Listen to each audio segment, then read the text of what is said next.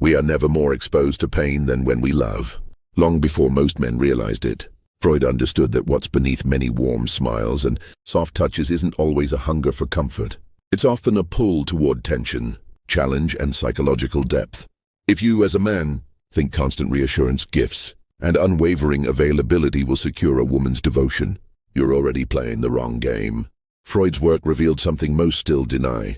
Attraction isn't always rooted in safety. For many women, desire is drawn to the man who cannot be controlled, the one who remains grounded in his own purpose, whether she's near or not.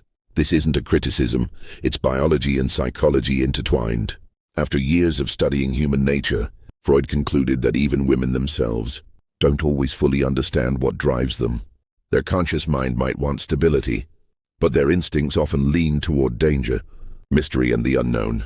He compared female sexuality to an unexplored continent, deep, unpredictable, shaped by both biology and centuries of social restraint.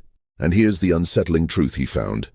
What women say they want, and what truly stirs them, aren't always aligned. She may claim to want kindness, yet find herself fixated on the man who withholds. She may praise attentiveness, yet can't stop thinking about the man who doesn't chase. Why?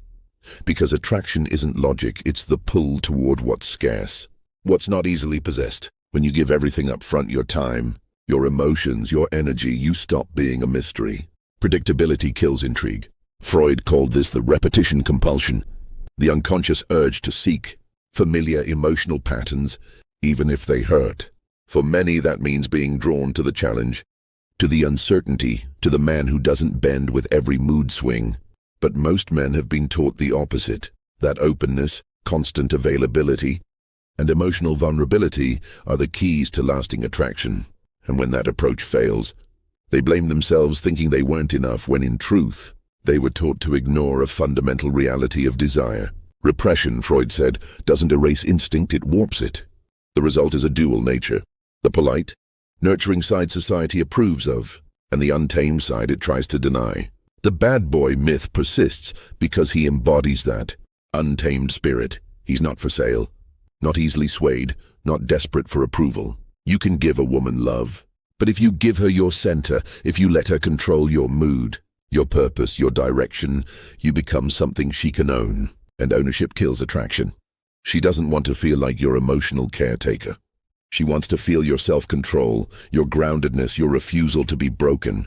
Freud's phrase, anatomy is destiny, wasn't about biology ruling everything. It meant that deep instincts shape attraction before thought ever gets a say.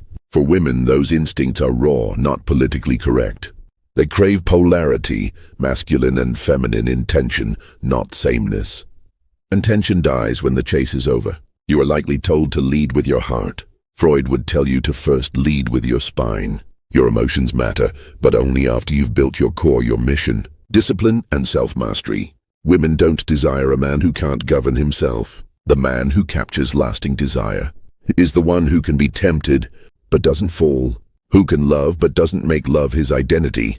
This doesn't mean coldness or cruelty, it means sovereignty.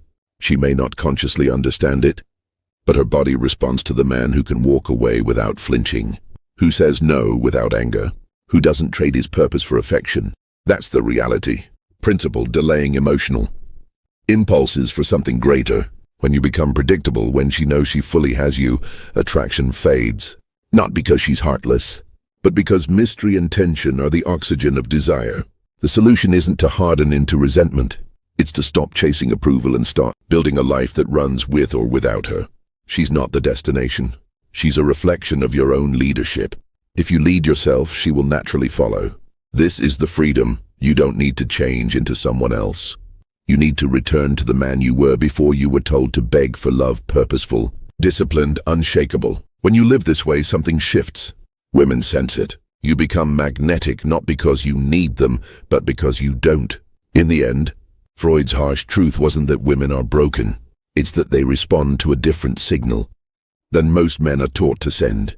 Sovereignty, not softness. Leadership, not emotional dependence. A love built on mutual respect and polarity will outlast any romance built on need. And a man who commands respect before he seeks love will never lack for either.